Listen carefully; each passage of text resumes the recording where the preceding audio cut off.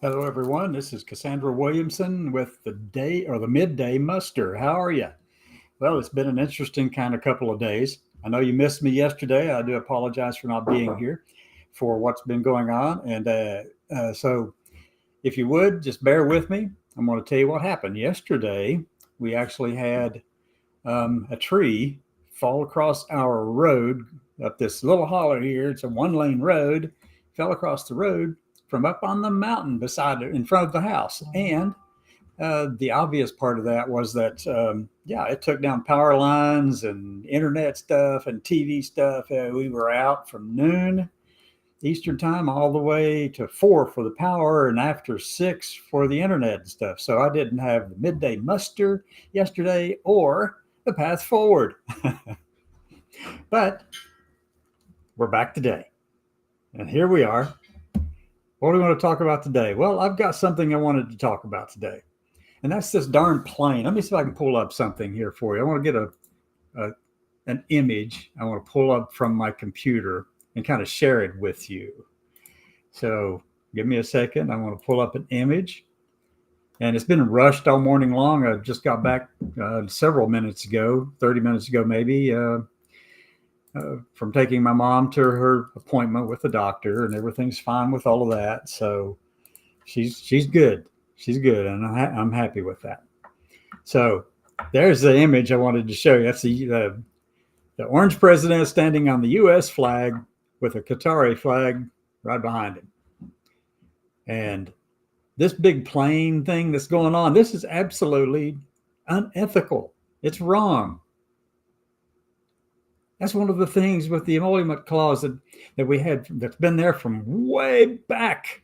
We don't accept gifts from foreign governments. We do not do that. But you know why Trump wants to do it? You know why this president is so keen on that?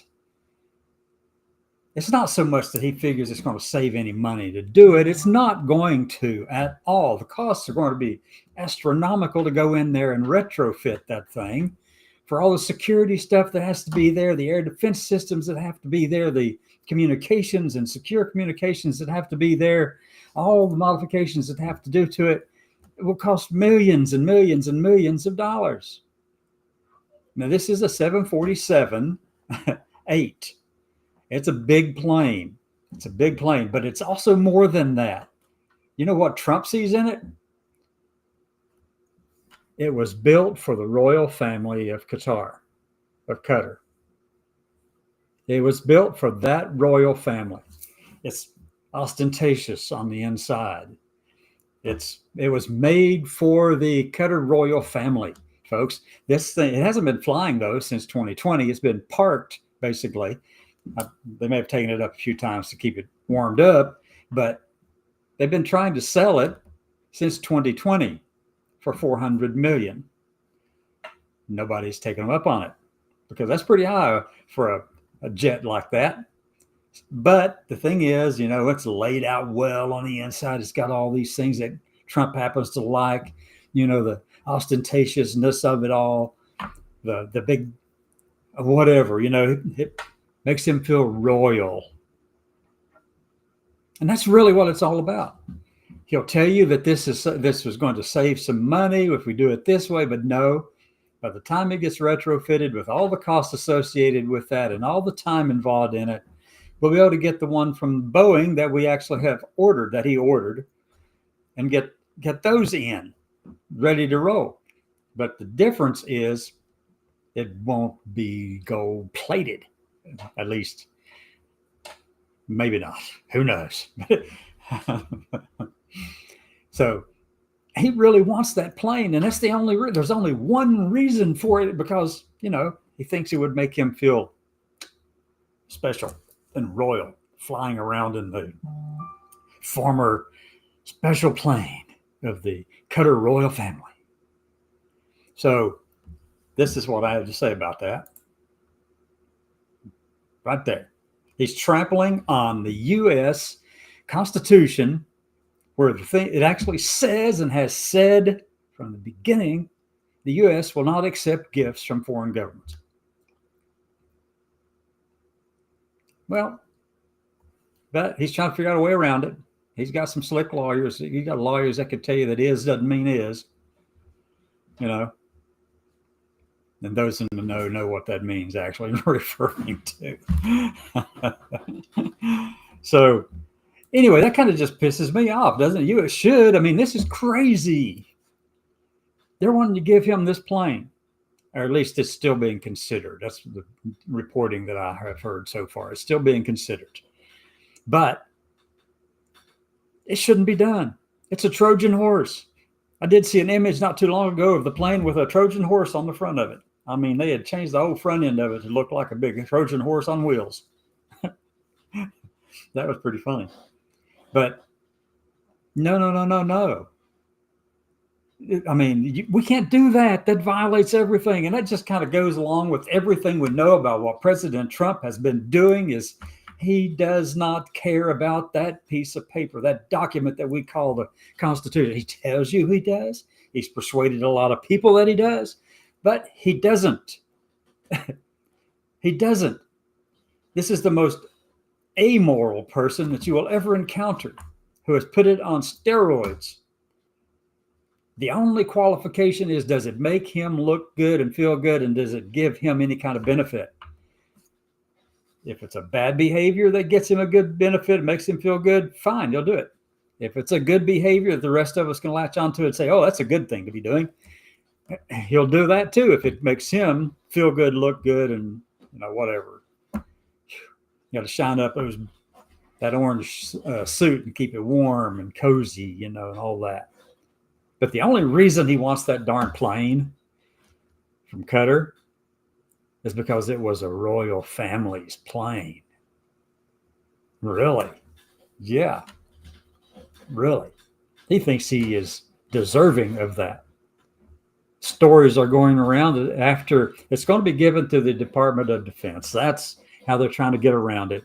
Give it to the Department of Defense like we would any kind of military ship or aircraft or whatever. We give stuff to France, not as a gift, but as a defense assistance. We do it all the time to France, England. Different countries around the world have got U.S. equipment. Some that we've sold, some that we've given to them after wars. We do that all the time. And I'm sure that's what they're looking at right now with this airplane, this jet from Qatar. They're looking at it as they're transferring something that they don't need and don't use right now and haven't used for 5 years since 2020. Been sitting there. They're going to give it to somebody else. And we've given, like I said before, we've given frigates to France. I even took one. I was on a cruise. It was a Mediterranean cruise while I was at the Naval Academy. And we went out there and towed a French frigate, which used to be an American frigate, and pulled it out into the Mediterranean and sunk the thing. That was fun. Oh my goodness. So I understand the rationale behind what they're trying to do and how they're trying to make this come across, but they let the cat out of the bag before they got their narrative out of the bag.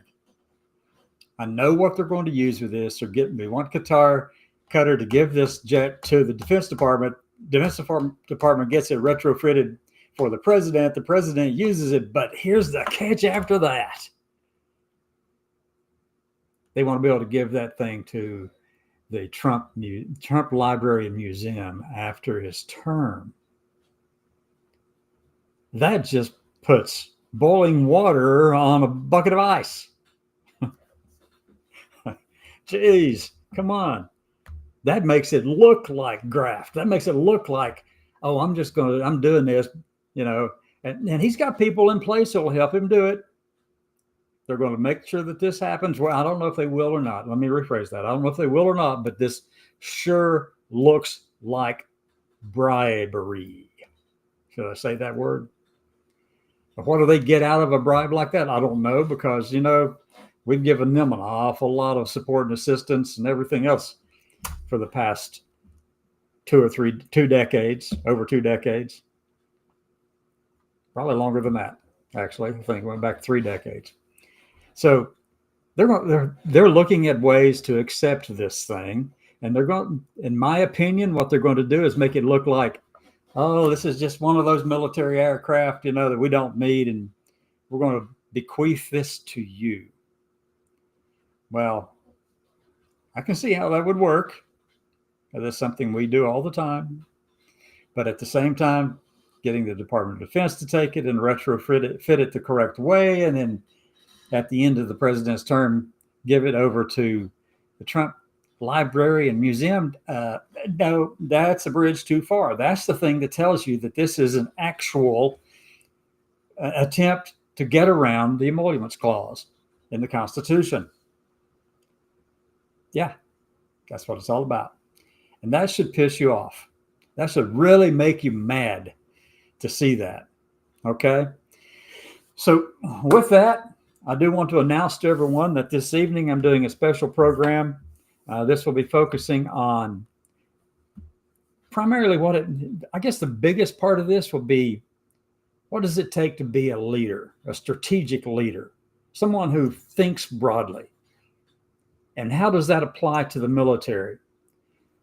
Civilian colleges, they don't have to worry too much about creating or giving people the materials and resources to be able to think more broadly in that sense, though they should. But our military academies absolutely must have academic freedom and must have resources on hand and whatever to enable those cadets and midshipmen to be able to access any information they need to further their understanding of the world around them, whether they just agree with the points made in that book or literature or paper or online or not. So to stymie the education of our military leaders is to jeopardize the future of this country via taking away the ability of those leaders to think critically and strategically. There's a serious problem and flaw with that. So I'm going to be talking a little bit more in depth about all of that tonight at our 6 o'clock show on The Path Forward.